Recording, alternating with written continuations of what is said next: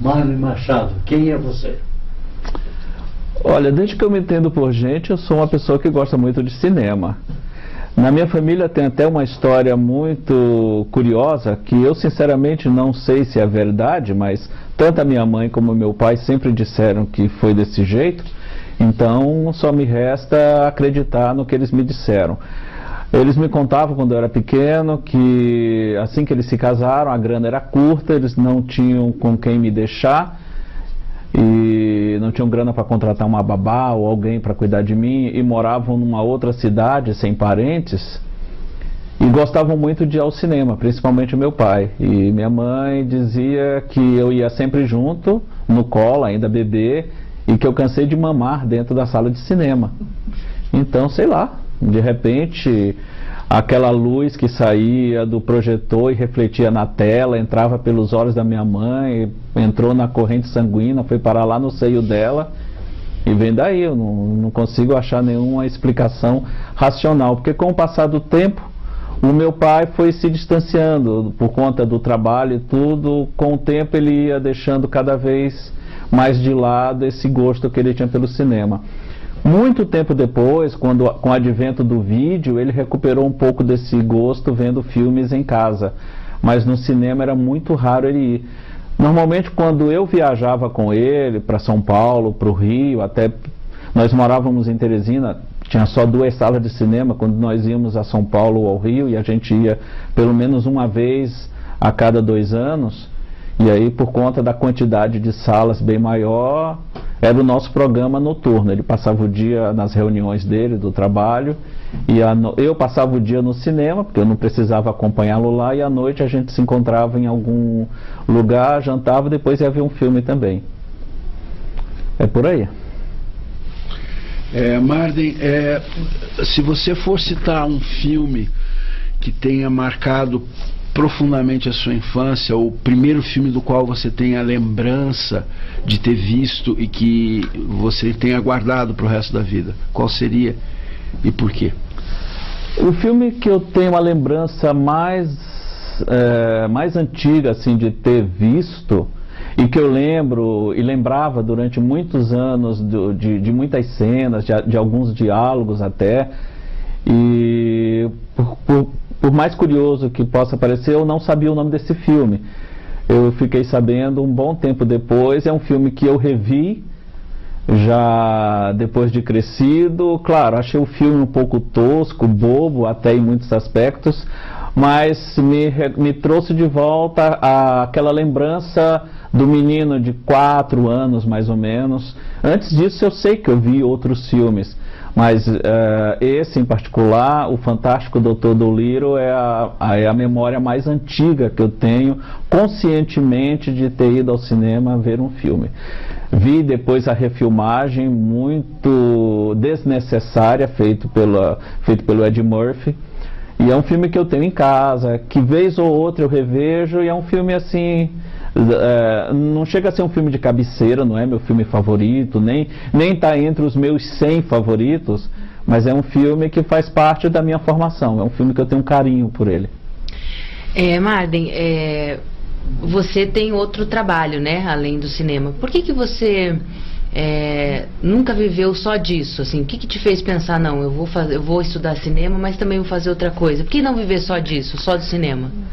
Olha, na época eu morava em Teresina e eu me casei muito novo, me casei com 21 anos e claro, eu trabalhava já com um pouco, eu já trabalhava na área jornalística, eu escrevia para um jornal sobre cinema, eu fui programador das 2 salas de cinema lá de Teresina durante um período de 5 anos.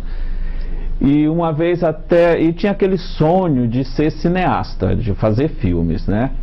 Até que um dia, por conta de uma cobertura jornalística, isso eu lembro até o ano, 1989, eu fui mandado pelo jornal onde eu trabalhava, o Jornal da Manhã, para cobrir 2 dias de filmagem de Brincando no Campos do Senhor, do Hector Babenco, que estava sendo feito lá próximo a Belém do Pará.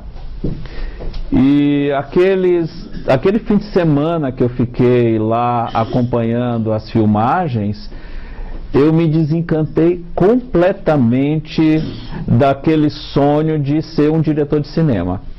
Eu vi assim, ó, isso não é para mim. Eu adoro cinema, mas eu não nasci para ser um diretor de cinema. Aquilo para mim foi muito educativo. E só para tirar a prova, pouco tempo depois eu estava no Rio de Janeiro e fui visitar o pessoal do Grupo Severiano Ribeiro, que na época era o maior grupo exibidor de filmes do Brasil.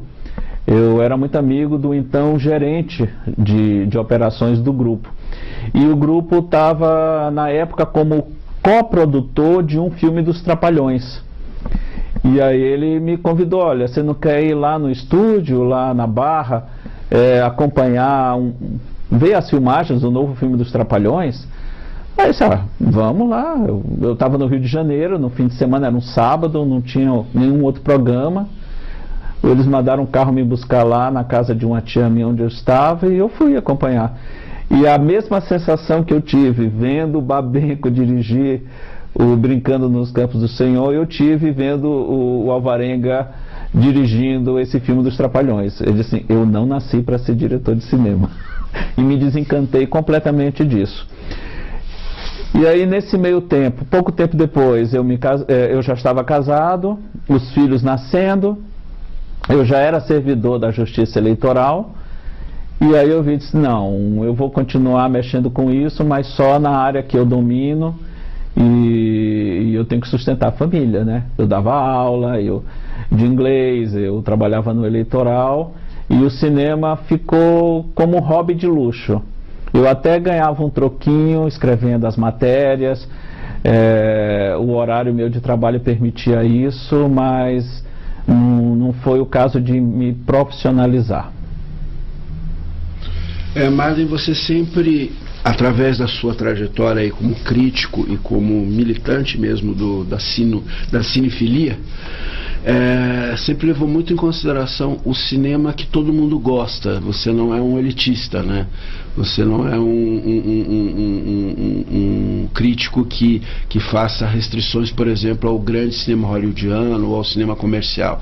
Você tem um olhar generoso para a produção cinematográfica. Queria que você falasse um pouco disso, de onde vem esse ecletismo e essa generosidade com relação às diversas formas de se fazer cinema, aos diversos gêneros e para os mais variados públicos.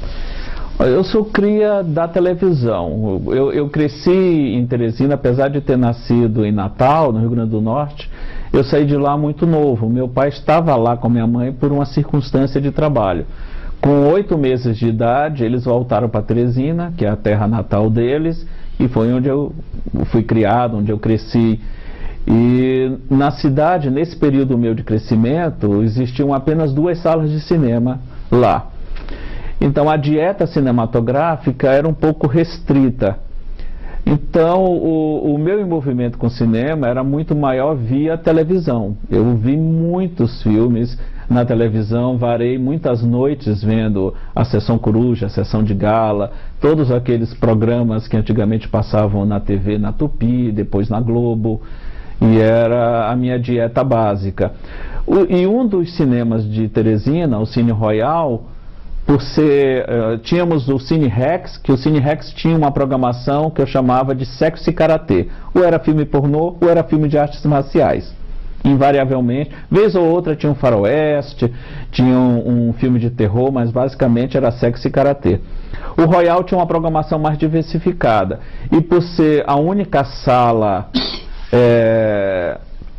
a ter uma programação mais diferenciada na cidade, a rotatividade dos filmes era muito grande. Era muito comum, a não ser quando tinha um grande lançamento, que ele ficava um tempinho mais em cartaz, 2 semanas, às vezes até 3, o cinema chegava a ter 4 filmes diferentes na mesma semana. Entrava um filme novo no domingo, entrava um filme novo na quarta, entrava um filme novo na sexta-feira, e eles tinham duas sessões bem legais. Uma que passava toda sexta às 11 da noite e reprisava no sábado de manhã, que eles chamavam de Sessão de Arte. O nome é até um pouco restritivo, porque nessa sessão Eles exibiam shows, que era algo muito comum nos anos 60 e 70, shows de bandas de rock, né? Eu vi todos os filmes dos Beatles nessa sessão, vi vários filmes do Elvis nessa sessão, vi filmes do Led Zeppelin, o The Song Remains the Same, vi o último concerto do The Band, vi Woodstock, vários musicais bem legais nessa sessão. Foi nessa sessão que eu conheci Martin Scorsese pela primeira vez, eu vi o Taxi Driver nessa sessão, mas era uma sessão bem eclética. Passava filmes europeus, passava filmes americanos, principalmente da década de 70, e passava esses musicais. E todo domingo tinha a sessão matinal, toda manhã. Invariavelmente era um desenho da Disney. Eu vi todos os desenhos da Disney feitos até aquela época nessa sessão. Naquele período, como não existia vídeo, como não existia uma janela muito estreita entre cinema e televisão, os filmes demoravam muito tempo para chegar na televisão, a validade dos filmes também era maior e os filmes voltavam a cartaz. De tempos em tempos eles traziam certos filmes em cartaz. Os filmes do período da Semana Santa eu vi todos repetidas vezes: Ben-Hur, Mantos Sagrados, 10 Mandamentos, as várias versões da Paixão de Cristo. Eu vi e revi todos esses muitas vezes no período da Semana Santa. Sansão e Dalila era outro clássico desse período. E o Cine Royal, todo mês de julho e janeiro, eles promoviam um festival. Eles, num período de uma semana, com 2 filmes diferentes por dia, eles reprisavam vários filmes ou faziam ciclos de gêneros ou de diretores, o que era muito interessante.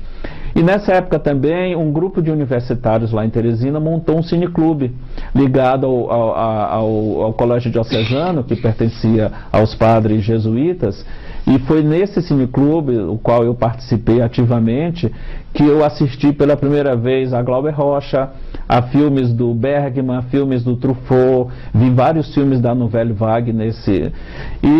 Mas a minha formação básica, talvez por isso esse olhar que você, Paulo, disse que é mais generoso com o cinema mais popular, a minha formação foi com esse cinema popular. E depois eu não vi sentido em renegar esse cinema. Para o bem ou para o mal, eu aprendi a gostar de cinema vendo esses filmes. Então meu olhar é sempre carinhoso com eles.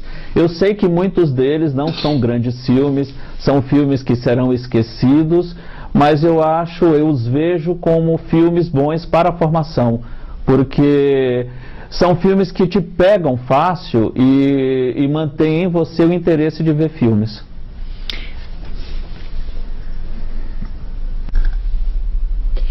Bom, Mário, eu queria então que você falasse um pouquinho sobre essa tua trajetória de estudos, né, nessa área de cinema. Quando eu fiz o curso normal, fiz o que equivale hoje ao primeiro grau, ao segundo grau, ensino fundamental, ensino médio.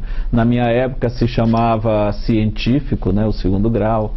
Eu escapei do exame de admissão por científico, justamente no ano que eu ia fazer, o Ministério da Educação aboliu a necessidade dessa prova, mas não teria problema. Aí eu terminei o terceiro ano. E aí chegou aquela época de fazer vestibular e não havia nenhum curso que me interessasse. Eu estava ainda naquela fase de querer fazer cinema. E eu já trabalhava com meu pai, já desde garoto. Meu pai tinha um escritório de vendas, eu sempre ajudei ele nesse escritório. E eu tinha a minha grana, eu tinha meu dinheirinho.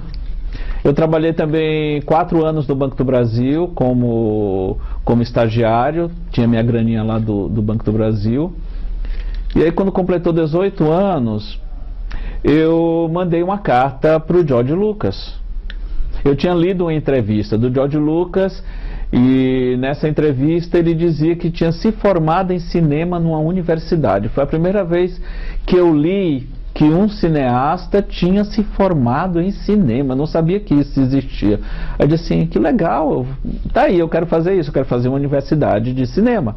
Mandei uma carta para a Lucasfilm, pedindo orientação, que escola seria mais adequada, qual universidade lá nos Estados Unidos para se estudar cinema. Eu recebi uma resposta muito gentil, dizendo que a política dele não permitiria que ele indicasse uma universidade específica, mas ele me mandava anexada, e viu um maço de folhas junto dessa carta, com a lista de 50 escolas de cinema nos Estados Unidos, tanto escolas de graduação como escolas de cursos rápidos, mas tinha 50 opções. Eu li nessa entrevista também que ele havia se formado pela Universidade da Califórnia do Sul. Aí disse, ó, ela está listada nessa lista, apesar dele não ter recomendado essa universidade, é lá que eu vou procurar, é lá que eu quero ver. E aí eu cheguei, mostrei para o meu pai essa carta que o George Lucas tinha me mandado. O meu pai parece que ficou mais entusiasmado do que eu. Disse, não, você vai para os Estados Unidos, você fala inglês, você vai para os Estados Unidos. O meu pai, na mesma semana, foi comigo tirar passaporte, fomos lá numa agência de viagem, ele comprou as passagens, aí disse, ó, não mexa no seu dinheiro, vamos fazer um trato, você vai, eu pago tudo, ele comprou minhas passagens e me deu $2.000, que na época era o que o governo permitia para você levar. Se der tudo certo, você fica lá, estuda e tudo. Se não, se você tiver que voltar, aí você vai me pagar essa despesa. Eu fui para os Estados Unidos, fui para Los Angeles, fiquei lá cerca de 40 dias, isso em 83. E visitei a USC, a Universidade da Califórnia do Sul, visitei também a UCLA, mas eu era aquela coisa meio ingênua, eu não sabia direito como as coisas funcionavam. Quando eu tomei conhecimento do custo do curso para um estrangeiro, eu disse, eu não tenho essa grana. E a outra opção que eu tinha era de concorrer a uma bolsa, mas era um processo mais complicado e demorado e sem garantia nenhuma. E eu também não tinha dinheiro suficiente para me sustentar por um longo tempo. O meu visto ia vencer dentro em pouco e eu fiquei com receio de ficar lá como clandestino, de ser deportado e nunca mais poder voltar, aquelas coisas, né? Eu tinha 19 anos. E quando estava bem próximo de vencer o meu visto, eu voltei. Eu deixei separado. O meu pai tinha comprado já a passagem de volta, porque era obrigatório, você tinha que comprar de volta também. Então eu tinha a passagem de volta garantida, eu fiz as contas, aluguei um quartinho lá nesse período. E aí voltei. Aí eu resolvi, a partir daí, procurar de alguma forma trabalhar com cinema. E quando eu voltei, como eu não podia fazer cinema, o que eu achei mais próximo disso foi fazer jornalismo. E eu comecei o curso lá, terminei trancando o curso tempos depois, porque os filhos começaram a nascer e muito trabalho, aí não deu para conciliar. E eu fui terminar meu curso aqui em Curitiba 15 anos depois. Essa experiência que você teve nos Estados Unidos de alguma forma fez com que você enxergasse diferente a ideia de trabalhar com cinema? Ela foi muito educativa no sentido de ver como a coisa funcionava lá. Foi a primeira vez que eu tive um contato in loco com o American Way of Life. Eu visitei alguns estúdios, eu fui no estúdio da Paramount, eu fui na Warner, eu fui na Universal, eu me inscrevi lá, pude visitar alguns sets. Infelizmente os programas que eu acompanhei eram todos programas de televisão, eu não pude ver nenhum filme, um feature film, como eles chamam, só vi produção de TV, mas eu vi como a máquina lá funcionava. Foi a primeira vez que eu mantive contato também com o Variety, né? Que eu não sabia, eu não fazia ideia. Naquela época, isso foi em 1983, era tudo muito difícil no Brasil, acesso a esse material estrangeiro. Quando ele chegava com muito atraso, não existiam as facilidades que hoje temos com internet e tudo, era tudo muito mais difícil. Então eu comprei muitos livros, aproveitei, como eu tinha passagem de volta guardada e eu economizei bastante o dinheiro que eu tinha no bolso, eu fui em boas livrarias lá em Los Angeles, comprei livros bem legais, livros sobre a história do cinema, livros sobre direção cinematográfica, que eu tinha interesse em ler, e comprei também o meu primeiro livro de roteiro, que aí eu deixei como plano B, disse, olha, se eu não conseguir dirigir, eu acho que eu posso escrever. Então, nesse sentido, eu ainda tenho esses livros até hoje. A minha biblioteca de cinema começou, de uma certa forma, com esses livros que eu comprei lá. Hoje, o que você faz relacionado ao cinema, Mário? Eu sei que são várias coisas, né? Você trabalha no tribunal, e aí no que diz respeito ao cinema, com o que você trabalha hoje, especificamente? É basicamente um trabalho jornalístico que abrange várias frentes. Tem uma participação em programa de rádio, onde eu já falo sobre cinema já há 12 anos, que é uma coisa até pouco explorada no Brasil, de você poder falar sobre cinema num programa de rádio. Não é algo muito comum. De uns tempos para cá, até por conta da experiência no rádio, eu recebia muitos e-mails e muita gente me abordava com perguntas do tipo, eu chego na locadora, eu não sei o que pegar, e eu não quero pegar os lançamentos porque a maioria não presta, e eu vou lá dentro da locadora, vejo um monte de filme e não sei o que pegar. E aí, por conta disso, eu comecei a escrever, montei um blog, onde, a partir daí, isso já se vai quase 5 anos, onde todo dia eu comento um filme, e nunca é um lançamento, é um filme já lançado, disponível em qualquer boa locadora. Eu sempre tenho esse cuidado antes de escrever, eu verifico se o filme realmente tem vídeo, eu pesquiso aqui na Vídeo 1, ou vejo na Cartoon, ou vejo na Vincher, ou vejo na Nosferatu. São as 4 locadoras que eu uso como referência para verificar se esse filme que eu vou comentar tem disponível na cidade. E aí, desde então, eu escrevo todos os dias, eu comento um filme. Já são mais de 1.700 filmes comentados. E isso surgiu como uma forma de completar esse espaço, dessa demanda que eu percebi. E eu digo assim, vá no meu site, vai no meu blog, e lá tem sempre alguma dica, alguma sugestão. E daí, naturalmente, passou para o canal no YouTube, onde eu faço uma complementação desse trabalho, e a coisa está mais ou menos nesse pé. Nesse meio tempo, eu já escrevi alguns roteiros também. Eu estou no momento escrevendo um roteiro de um longa-metragem, que por força contratual eu não posso ainda revelar qual, mas eu adianto que é uma adaptação de um grande livro.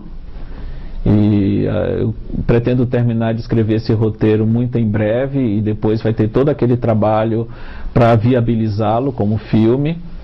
E eu já trabalhei com o meu irmão, que faz documentários, na produção de 2 documentários. O último deles foi justamente o documentário sobre o Wilson Martins, A Consciência da Crítica, que a gente lançou aqui em Curitiba em 2012. Recentemente, Marden, você incorporou à sua equipe de produção do blog os seus filhos, que a gente sabe que herdaram de você essa paixão pelo cinema. Eu queria que você falasse um pouco do cinema como fator de união da família e de que forma que ele passou a fazer parte tão ativa na relação entre você, seus filhos, sua esposa. Os filmes povoam a sua casa, povoam os papos que vocês têm em família, e todos os seus filhos são apaixonados por cinema. Fala um pouquinho disso. É uma coisa até que muitos amigos meus acham curioso isso. Os meus filhos, desde bem pequenos, eles nunca quebraram o aparelho de videocassete, nunca mexeram nos filmes. Eles desde muito pequeno têm uma espécie assim de respeito. Eu sempre colecionei filmes, os filmes sempre estiveram à mostra nas estantes lá de casa, e mesmo quando eles eram muito pequenos, eles não mexiam na estante. E desde também muito pequenos, a gente sempre cultivou o hábito. É mais fácil, é muito raro a família estar junta para uma refeição. É muito raro, Por conta do trabalho, às vezes eu tenho que almoçar fora, a Marília, minha esposa, também. Então a gente só costuma almoçar junto, na maioria das vezes, nos finais de semana. Durante a semana, nem sempre é possível. Mas desde muito cedo a gente sempre teve o hábito de ver filmes juntos, seja em casa, seja no cinema. Até os amigos dos meus filhos, assim, às vezes perguntam para ele: tu vai pro cinema com teu pai? Que coisa mais estranha. Mas para eles é a coisa mais natural do mundo, eles irem ao cinema com a gente. Ou comigo, sozinho, tem vezes que a Marília não pode ir, ou é algum tipo de filme que ela não gosta de filme de terror, quando é filme de terror ela não vai. Mas é muito comum a gente ir junto. Quando todos moravam aqui, ia todo mundo junto, aquela fila. Normalmente a gente ia na sessão família, que era bem mais em conta, né? Éramos 6 e os 6 no final pagavam o equivalente a 2,5, saía financeiramente, mas mesmo quando eu tinha a cortesia ou a carteirinha de jornalista que me permitia acesso, mas tinha que pagar o dos filhos, né? Então era muito comum todo sábado e domingo a gente estar na sessão família. E é um hábito que a gente cultivou desde cedo e até hoje. Mesmo a minha mais velha, que mora fora já há quase 6 anos, a gente foi visitá-la lá 2 anos atrás, ou mesmo quando ela veio aqui ano passado, mesma coisa, tem algum filme legal, vai todo mundo ver junto. E o meu genro, que se incorporou à família, por isso que eu falo em 6, é do mesmo jeito, ele vai junto. Fala mais um pouquinho então da tua família, Marden, porque quem te conhece e te acompanha nas redes sociais, enfim, sabe como vocês são unidos, né? Como o seu casamento com a Marília é um casamento super legal, como vocês se dão bem, são muito parceiros. Eu queria que você falasse um pouquinho da tua família, não só nessa questão de cinema, mas falasse um pouquinho dessa união de vocês. Eu não sei se é porque a gente já se conhece há bastante tempo. E estamos juntos há mais de 30 anos já. Então, acho que desde o começo teve essa cumplicidade, a gente teve que se desgarrar muito cedo, eu acho que isso fortaleceu a união. E quanto àquilo que você perguntou antes, de estarem todos escrevendo agora juntos no site, eles sempre quiseram participar. Mas como o formato do blog estava muito centrado só no filme do dia, não tinha muito espaço para eles. Eu disse: olha, eu vou fazer uma modificação, vou ampliar, aí se vocês quiserem, cada um pode assinar uma coluna. E foi o que aconteceu.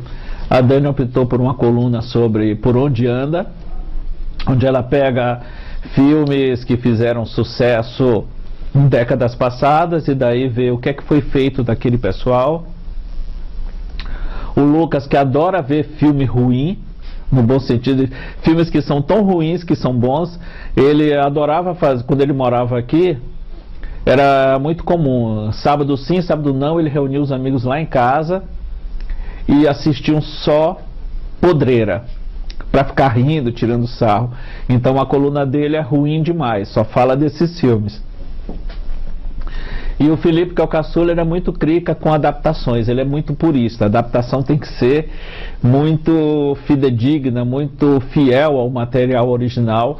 Então ele optou para comentar essas adaptações de jogos para filme, de quadrinhos para filme, de livros para filme. E eu continuo com o filme do dia e os lançamentos do cinema.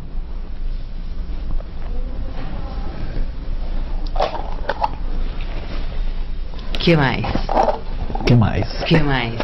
O que me reserva o futuro? No futuro já falou, mas tem coisas que não pode revelar. Eu me aposento daqui a 4 anos no TRE.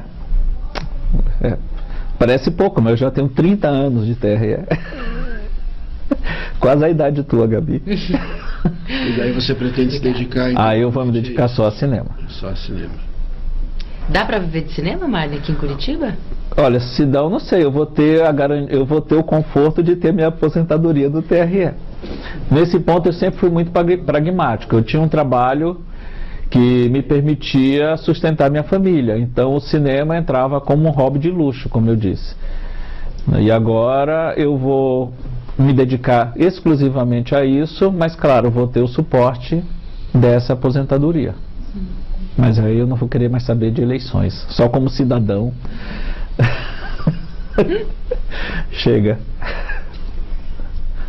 Não sei, com vocês.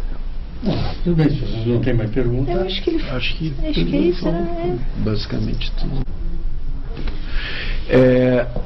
Quem te conhece mais proximamente sabe que você tem um filme favorito que eu não vou dizer qual é.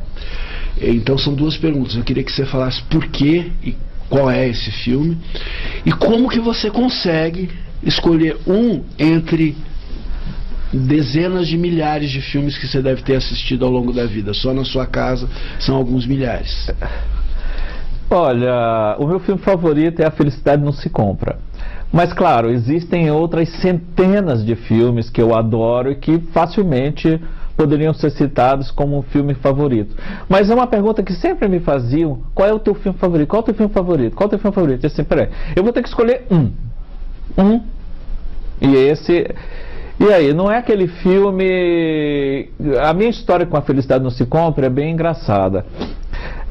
Era um filme que eu sempre ouvia falar sobre, via citações a esse filme em outros filmes.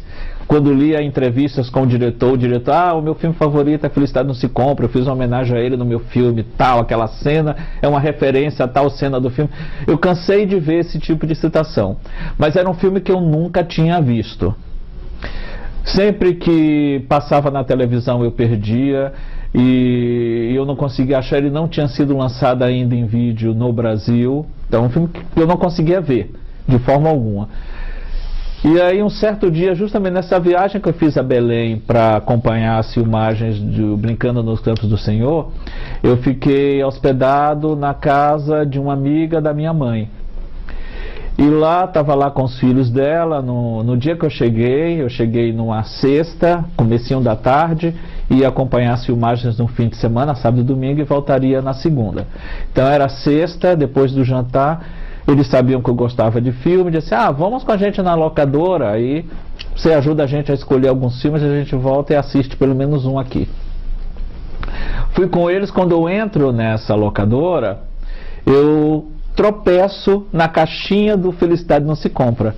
Era uma versão pavorosa, era uma versão colorizada do filme, em VHS, mas aí eles disseram, agora eu vou ver esse filme. Peguei, aluguei, voltamos com eles lá para casa, e foi a primeira vez que eu assisti ao A Felicidade Não Se Compra. E aí depois, quando eu volto para Teresina, eles disseram, o filme foi lançado em vídeo. Aí eu procurei em todas as locadoras de Teresina, nenhuma delas tinha um filme, nenhuma. Eu queria rever o filme. Eu fiquei sabendo que tinha uma outra versão dele, em preto e branco, sem ser colorizada, lançada pela Herbert Richards. E aí eu procurei em todas as locadoras, não achei esse filme em lugar nenhum. E aí eu escrevi um texto que eu publiquei no jornal, chamado A Felicidade Não Se Aluga, porque eu não achava aquele filme para alugar, e mesmo assim nenhuma locadora de Teresina na época se sensibilizou e comprou o filme. Na época eu colaborava com o jornal Diário do Nordeste lá de Fortaleza. Eles tinham um caderno semanal onde falavam dos lançamentos de vídeo, e eu era um dos colunistas. Eu escrevia resenhas, mandava e eles publicavam. E o editor desse jornal foi convidado a ir para uma feira de vídeo lá no Rio de Janeiro e me convidou para ir junto. Eu disse, não, vamos comigo, você é colaborador do jornal, eu posso levar uma pessoa. Eu fui com ele para o Rio e fomos até o stand da Herbert Richards. E lá o proprietário da distribuidora fez um comentário muito elogioso ao meu texto, que ele não sabia que era eu que tinha escrito. Ele disse, olha, eu recebi no nosso clipping um texto que publicaram lá em Teresina sobre o Felicidade Não Se Compra, que a gente achou muito legal. Ele mostrou uma xerox do texto, né? A Felicidade Não Se Aluga. Eu disse, fui eu que escrevi isso daí. Foi você? Parabéns, ficou muito bom. Aí ele me deu uma cópia de presente de A Felicidade Não Se Compra. E aí eu voltei e comecei a rever esse filme repetidas vezes. E de alguma maneira a história do George Bailey, eu criei paralelos com a minha história lá.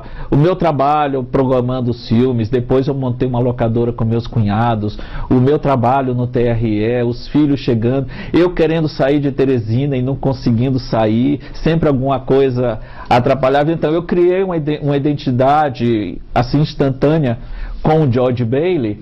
Então, até que um dia, pouco tempo depois, alguém me perguntou: qual é o teu filme favorito?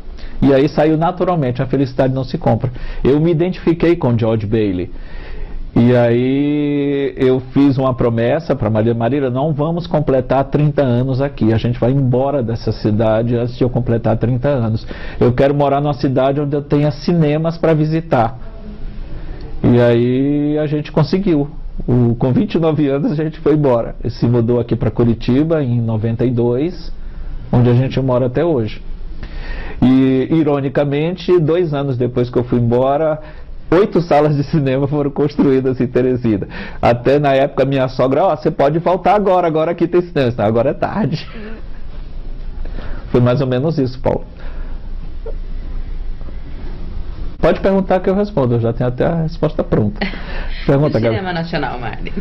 Eu adoro o cinema nacional, eu adoro ir ao cinema e ouvir as pessoas falando em português, desde que não seja um filme dublado. Eu detesto filme dublado. E não é porque eu entendo inglês, não é por isso.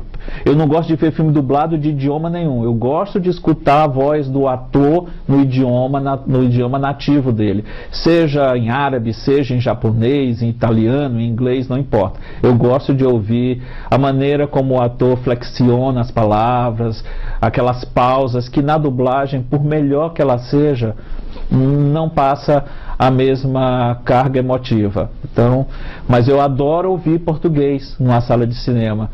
E eu prefiro um filme nacional mediano do que um grande filme estrangeiro. Eu gosto de ver filme brasileiro. E defendo também que aqui no Brasil nós temos uma condição de produção cinematográfica muito mais diversificada do que muitos outros países, do que os Estados Unidos, por exemplo. Você vai aos Estados Unidos, eles possuem basicamente 2 grandes polos produtores de audiovisual, que é Nova York e Los Angeles. Fora desses 2 polos, a produção é quase zero.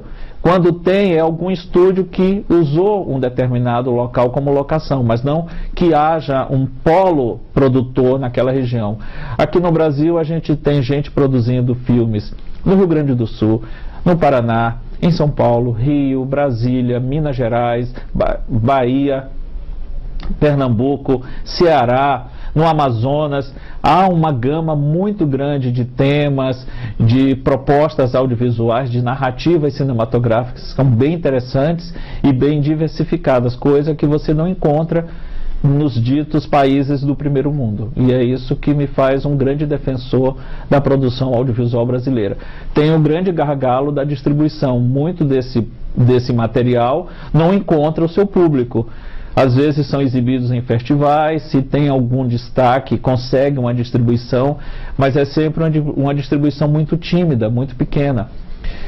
E temos também o Massacre, promovido pela Globo Filmes, que despeja nas salas de cinema a versão cinematográfica da sua produção televisiva. Você vê aquelas comédias que são meras repetições de programas de televisão e que atrai grande público.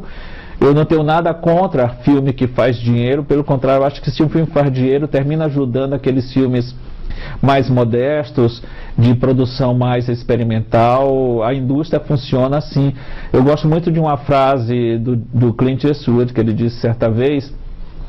Perguntaram para ele se ele tinha tantos filmes bons assim, como Bird, como Coração de Caçador, por que ele ainda fazia o Dirty Harry?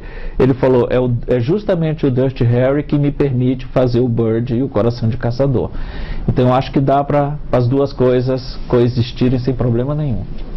Bom, Mário, eu queria então que você falasse um pouquinho sobre essa tua trajetória de estudos, né, nessa área de cinema. Quando eu fiz o curso normal, fiz o que equivale hoje ao primeiro grau, ao segundo grau, ensino fundamental, ensino médio. Na minha época se chamava científico, né, o segundo grau. Eu escapei do exame de admissão por científico. Justamente no ano que eu ia fazer, o Ministério da Educação aboliu a necessidade dessa prova, mas não teria problema. Aí eu terminei o terceiro ano. E aí chegou aquela época de fazer vestibular e não havia nenhum curso que me interessasse. Eu estava ainda naquela fase de querer fazer cinema. E eu já trabalhava com meu pai, já desde garoto. Meu pai tinha um escritório de vendas, eu sempre ajudei ele nesse escritório. E eu tinha a minha grana, eu tinha meu dinheirinho. Eu trabalhei também 4 anos no Banco do Brasil como estagiário, tinha minha graninha lá do Banco do Brasil. E aí quando completou 18 anos, eu mandei uma carta para o George Lucas. Eu tinha lido uma entrevista do George Lucas e nessa entrevista ele dizia que tinha se formado em cinema numa universidade. Foi a primeira vez que eu li que um cineasta tinha se formado em cinema, não sabia que isso existia. Aí eu disse assim, que legal, tá aí, eu quero fazer isso, eu quero fazer uma universidade de cinema. Mandei uma carta para a Lucasfilm, pedindo orientação, que escola seria mais adequada, qual universidade lá nos Estados Unidos para se estudar cinema.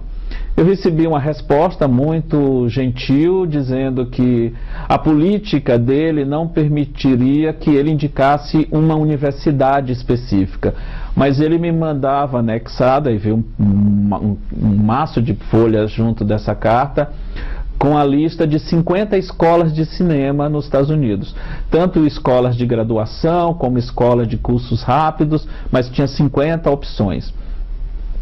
Eu li nessa entrevista também que ele havia se formado pela Universidade da Califórnia do Sul.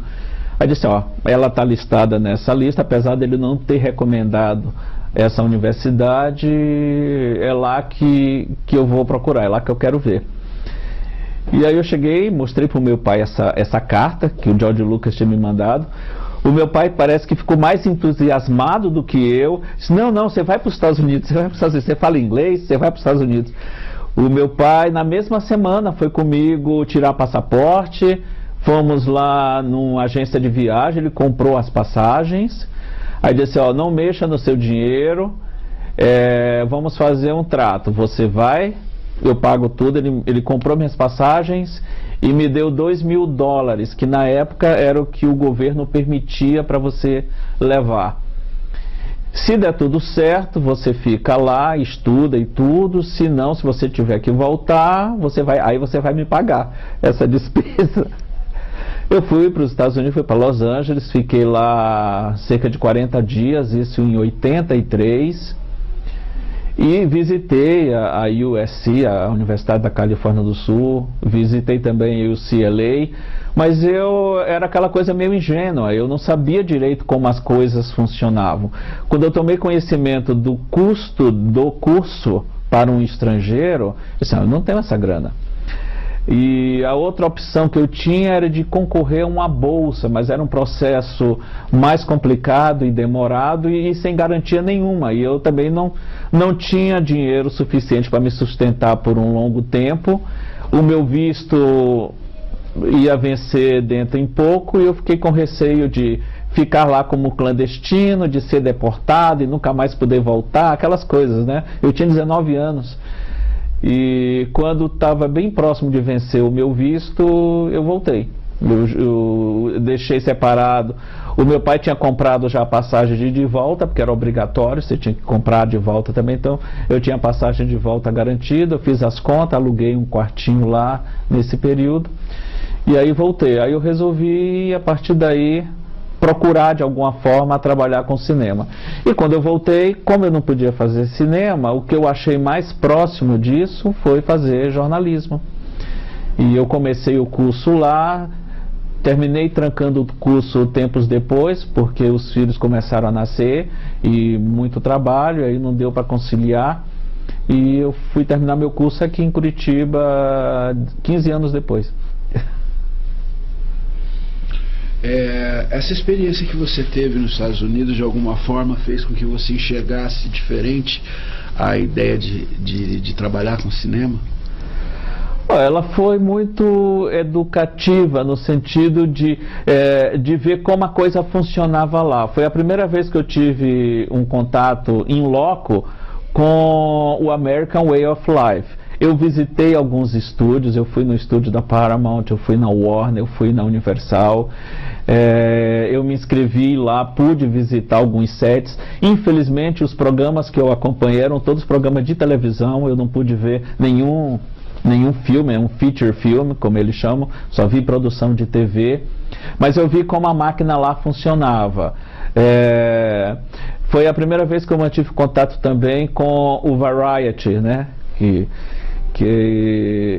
eu não sabia, eu não fazia ideia. Naquela época, isso foi em 1983, era tudo muito difícil no Brasil, acesso a esse material estrangeiro. Quando ele chegava com muito atraso, não existiam as facilidades que hoje temos com internet e tudo, era tudo muito mais difícil. Então, eu comprei muitos livros, aproveitei, como eu tinha passagem de volta guardada, e eu economizei bastante o dinheiro que eu tinha no bolso, eu fui em boas livrarias lá em Los Angeles, comprei livros bem legais, livros sobre a história do cinema, livros sobre direção cinematográfica, que eu tinha interesse em ler, e comprei também o meu primeiro livro de roteiro, que aí eu deixei como plano B, disse, olha, se eu não conseguir dirigir, eu acho que eu posso escrever. Então, nesse sentido, eu ainda tenho esses livros até hoje. A minha biblioteca de cinema começou, de uma certa forma, com esses livros que eu comprei lá. Hoje, o que você faz relacionado ao cinema, Mário? Eu sei que são várias coisas, né? Você trabalha no tribunal, e aí no que diz respeito ao cinema, com o que você trabalha hoje, especificamente? É basicamente um trabalho jornalístico que abrange várias frentes. Tem uma participação em programa de rádio, onde eu já falo sobre cinema já há 12 anos, que é uma coisa até pouco explorada no Brasil, de você poder falar sobre cinema num programa de rádio. Não é algo muito comum. De uns tempos para cá, até por conta da experiência no rádio, eu recebia muitos e-mails e muita gente me abordava com perguntas do tipo, eu chego na locadora, eu não sei o que pegar, e eu não quero pegar os lançamentos porque a maioria não presta, e eu vou lá dentro da locadora, vejo um monte de filme e não sei o que pegar. E aí, por conta disso, eu comecei a escrever, montei um blog, onde, a partir daí, isso já se vai quase 5 anos, onde todo dia eu comento um filme, e nunca é um lançamento, é um filme já lançado, disponível em qualquer boa locadora. Eu sempre tenho esse cuidado antes de escrever, eu verifico se o filme realmente tem vídeo, eu pesquiso aqui na Vídeo 1, ou vejo na Cartoon, ou vejo na Vincher, ou vejo na Nosferatu. São as 4 locadoras que eu uso como referência para verificar se esse filme que eu vou comentar tem disponível na cidade. E aí, desde então, eu escrevo, todos os dias eu comento um filme. Já são mais de 1.700 filmes comentados. E isso surgiu como uma forma de completar esse espaço, dessa demanda que eu percebi. E eu digo a você, vá no meu site, vai no meu blog, e lá tem sempre alguma dica, alguma sugestão. E daí, naturalmente, passou para o canal no YouTube, onde eu faço uma complementação desse trabalho. E a coisa está mais ou menos nesse pé. Nesse meio tempo, eu já escrevi alguns roteiros também. Eu estou no momento escrevendo um roteiro de um longa-metragem, que por força contratual eu não posso ainda revelar qual, mas eu adianto que é uma adaptação de um grande livro. E eu pretendo terminar de escrever esse roteiro muito em breve, e depois vai ter todo aquele trabalho para viabilizá-lo como filme. E eu já trabalhei com o meu irmão, que faz documentários, na produção de 2 documentários. O último deles foi justamente o documentário sobre o Wilson Martins, A Consciência da Crítica, que a gente lançou aqui em Curitiba em 2012. Recentemente, Marden, você incorporou à sua equipe de produção do blog os seus filhos, que a gente sabe que herdaram de você essa paixão pelo cinema. Eu queria que você falasse um pouco do cinema como fator de união da família e de que forma que ele passou a fazer parte tão ativa na relação entre você, seus filhos, sua esposa. Os filmes povoam a sua casa, povoam os papos que vocês têm em família, e todos os seus filhos são apaixonados por cinema. Fala um pouquinho disso. É uma coisa até que muitos amigos meus acham curioso isso. Os meus filhos, desde bem pequenos, eles nunca quebraram o aparelho de videocassete, nunca mexeram nos filmes. Eles desde muito pequeno têm uma espécie assim de respeito. Eu sempre colecionei filmes, os filmes sempre estiveram à mostra nas estantes lá de casa, e mesmo quando eles eram muito pequenos, eles não mexiam na estante. E desde também muito pequenos, a gente sempre cultivou o hábito. É mais fácil, é muito raro a família estar junta para uma refeição. É muito raro. Por conta do trabalho, às vezes eu tenho que almoçar fora, a Marília, minha esposa, também. Então a gente só costuma almoçar junto, na maioria das vezes, nos finais de semana. Durante a semana, nem sempre é possível. Mas desde muito cedo, a gente sempre teve o hábito de ver filmes juntos, seja em casa, seja no cinema. Até os amigos dos meus filhos, assim, às vezes perguntam para ele: tu vai pro cinema com teu pai? Que coisa mais estranha. Mas para eles é a coisa mais natural do mundo, eles irem ao cinema com a gente. Ou comigo, sozinho. Tem vezes que a Marília não pode ir. Ou é algum tipo de filme que ela não curte. Ela não gosta de filme de terror. Quando é filme de terror ela não vai. Mas é muito comum a gente ir junto. Quando todos moravam aqui, ia todo mundo junto, aquela fila. Normalmente a gente ia na sessão família, que era bem mais em conta, né? Éramos 6, e os 6 no final pagavam o equivalente a 2,5, saía financeiramente, mas mesmo quando eu tinha cortesia ou a carteirinha de jornalista que me permitia acesso, mas tinha que pagar o dos filhos, né? Então era muito comum todo sábado e domingo a gente estar na sessão família. E é um hábito que a gente cultivou desde cedo e até hoje. Mesmo a minha mais velha, que mora fora já há quase 6 anos, a gente foi visitá-la lá 2 anos atrás, ou mesmo quando ela veio aqui ano passado, mesma coisa, tem algum filme legal, vai todo mundo ver junto. E o meu genro, que se incorporou à família, por isso que eu falo em 6, é do mesmo jeito, ele vai junto. Fala mais um pouquinho então da tua família, Mari, porque quem te conhece e te acompanha nas redes sociais, enfim, sabe como vocês são unidos, né? Como o seu casamento com a Marília é um casamento super legal, como vocês se dão bem, são muito parceiros. Eu queria que você falasse um pouquinho da tua família, não só nessa questão de cinema, mas falasse um pouquinho dessa união de vocês. Eu não sei se é porque a gente já se conhece há bastante tempo. E estamos juntos há mais de 30 anos já. Então, acho que desde o começo teve essa cumplicidade, a gente teve que se desgarrar muito cedo. Eu acho que isso fortaleceu a união. E quanto àquilo que você perguntou antes, de estarem todos escrevendo agora juntos no site, eles sempre quiseram participar. Mas como o formato do blog estava muito centrado só no filme do dia, não tinha muito espaço para eles. Eu disse: olha, eu vou fazer uma modificação, vou ampliar, aí se vocês quiserem, cada um pode assinar uma coluna. E foi o que aconteceu. A Dani optou por uma coluna sobre Por Onde Anda, onde ela pega filmes que fizeram sucesso em décadas passadas e daí vê o que é que foi feito daquele pessoal. O Lucas, que adora ver filme ruim, no bom sentido, filmes que são tão ruins que são bons, ele adorava fazer. Quando ele morava aqui, era muito comum, sábado sim, sábado não, ele reunia os amigos lá em casa e assistiam só podreira, para ficar rindo, tirando sarro. Então a coluna dele é ruim demais, só fala desses filmes. E o Felipe, que é o caçula, ele é muito crica com adaptações, ele é muito purista. A adaptação tem que ser muito fidedigna, muito fiel ao material original. Então ele optou para comentar essas adaptações de jogos para filme, de quadrinhos para filme, de livros para filme. E eu continuo com o filme do dia e os lançamentos do cinema. Eu me aposento daqui a 4 anos no TRE.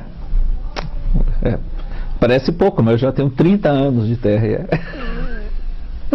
quase a idade tua, Gabi. E daí você pretende se dedicar... Então, eu vou me dedicar só a cinema. Só a cinema. Dá pra viver de cinema, Marley, aqui em Curitiba? Olha, se dá, eu não sei. Eu vou ter o conforto de ter minha aposentadoria do TRE.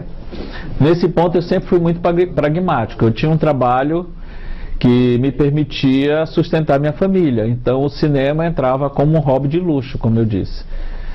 E agora eu vou me dedicar exclusivamente a isso, mas claro, vou ter o suporte dessa aposentadoria. Mas aí eu não vou querer mais saber de eleições, só como cidadão. Quem te conhece mais proximamente sabe que você tem um filme favorito que eu não vou dizer qual é. Então são duas perguntas. Eu queria que você falasse por quê e qual é esse filme. E como que você consegue escolher um entre dezenas de milhares de filmes que você deve ter assistido ao longo da vida. Só na sua casa são alguns milhares. Olha, o meu filme favorito é A Felicidade Não Se Compra. Mas claro, existem outras centenas de filmes que eu adoro e que facilmente poderiam ser citados como um filme favorito.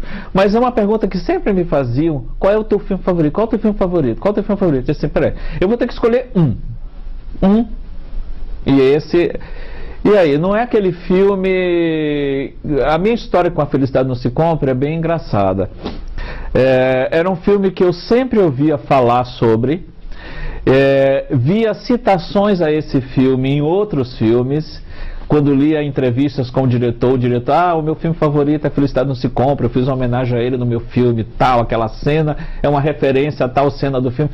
Eu cansei de ver esse tipo de citação, mas era um filme que eu nunca tinha visto.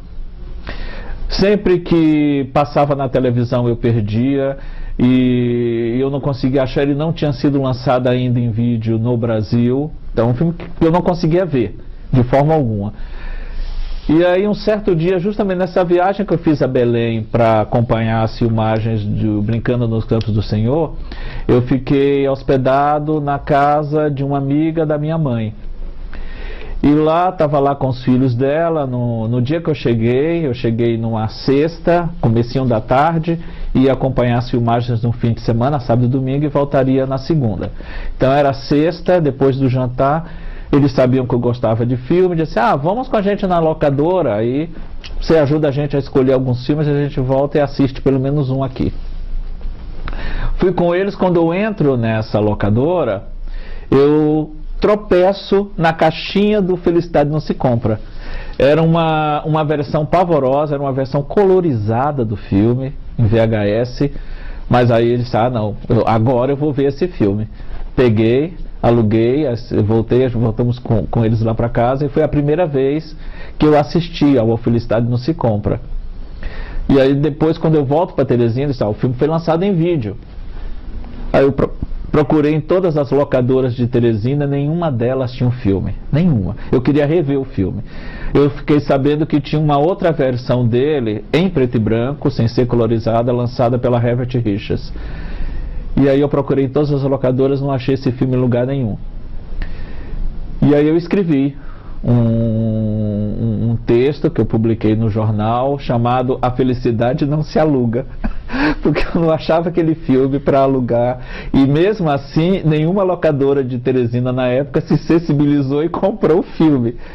Na época eu colaborava com o jornal Diário do Nordeste, lá de Fortaleza. Eles tinham um caderno semanal onde falavam dos lançamentos de vídeo, e eu era um dos colunistas. Eu escrevia resenhas, mandava e eles publicavam. E o editor desse jornal foi convidado a ir para uma feira de vídeo lá no Rio de Janeiro e me convidou para ir junto. Eu disse: não, vamos comigo, você é colaborador do jornal, eu posso levar uma pessoa. Eu fui com ele para o Rio e fomos até o stand da Herbert Richards. E lá o proprietário da distribuidora fez um comentário muito elogioso ao meu texto, que ele não sabia que era eu que tinha escrito. Ele disse: olha, eu recebi no nosso clipping um texto que publicaram lá em Teresina sobre o Felicidade Não Se Compra, que a gente achou muito legal. Ele mostrou uma xerox do texto, né? A Felicidade Não Se Aluga. Eu disse: olha, fui eu que escrevi isso daí. Ah, foi você? Ah, parabéns, ficou muito bom. Aí ele me deu uma cópia de presente de A Felicidade Não Se Compra. E aí eu voltei e comecei a rever esse filme repetidas vezes. E de alguma maneira a história do George Bailey, eu criei paralelos com a minha história lá. O meu trabalho programando os filmes, depois eu montei uma locadora com meus cunhados, o meu trabalho no TRE, os filhos chegando, eu querendo sair de Teresina e não conseguindo sair, sempre alguma coisa atrapalhava. Então eu criei uma identidade assim instantânea com o George Bailey. Então até que um dia, pouco tempo depois, alguém me perguntou: qual é o teu filme favorito? E aí saiu naturalmente A Felicidade Não Se Compra. Eu me identifiquei com George Bailey. E aí eu fiz uma promessa para Marília: não vamos completar 30 anos aqui, a gente vai embora dessa cidade antes de eu completar 30 anos. Eu quero morar numa cidade onde eu tenha cinemas para visitar. E aí a gente conseguiu.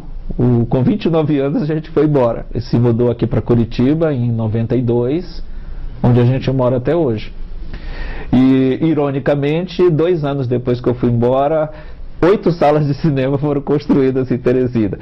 Até na época minha sogra: você pode voltar agora aqui tem cinema. Não, agora é tarde.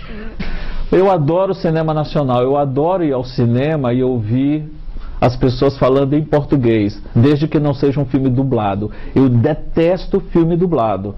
E não é porque eu entendo inglês, não é por isso. Eu não gosto de ver filme dublado de idioma nenhum. Eu gosto de escutar a voz do ator no idioma nativo dele. Seja em árabe, seja em japonês, em italiano, em inglês, não importa. Eu gosto de ouvir a maneira como o ator flexiona as palavras, aquelas pausas que na dublagem, por melhor que ela seja, não passa a mesma carga emotiva. Então, mas eu adoro ouvir português numa sala de cinema. E eu prefiro um filme nacional mediano do que um grande filme estrangeiro. Eu gosto de ver filme brasileiro. E defendo também que aqui no Brasil nós temos uma condição de produção cinematográfica muito mais diversificada do que muitos outros países, do que os Estados Unidos, por exemplo. Você vai aos Estados Unidos, eles possuem basicamente 2 grandes polos produtores de audiovisual, que é Nova York e Los Angeles. Fora desses 2 polos, a produção é quase zero. Quando tem, é algum estúdio que usou um determinado local como locação, mas não que haja um polo produtor naquela região. Aqui no Brasil, a gente tem gente produzindo filmes no Rio Grande do Sul, no Paraná, em São Paulo, Rio, Brasília, Minas Gerais, Bahia, Pernambuco, Ceará, no Amazonas. Há uma gama muito grande de temas, de propostas audiovisuais, de narrativas cinematográficas que são bem interessantes e bem diversificadas, coisa que você não encontra nos ditos países do primeiro mundo. E é isso que me faz um grande defensor da produção audiovisual brasileira. Tem um grande gargalo da distribuição. Muito desse material não encontra o seu público. Às vezes são exibidos em festivais, se tem algum destaque, consegue uma distribuição, mas é sempre uma distribuição muito tímida, muito pequena. E temos também o Massacre, promovido pela Globo Filmes, que despeja nas salas de cinema a versão cinematográfica da sua produção televisiva. Você vê aquelas comédias que são meras repetições de programas de televisão e que atrai grande público. Eu não tenho nada contra filme que faz dinheiro, pelo contrário, eu acho que se um filme faz dinheiro, termina ajudando aqueles filmes mais modestos, de produção mais experimental. A indústria funciona assim. Eu gosto muito de uma frase do Clint Eastwood, que ele disse certa vez. Perguntaram para ele se ele tinha tantos filmes bons assim, como Bird, como Coração de Caçador, por que ele ainda fazia o Dirty Harry? Ele falou: é justamente o Dirty Harry que me permite fazer o Bird e o Coração de Caçador. Então eu acho que dá para as duas coisas coexistirem sem problema nenhum.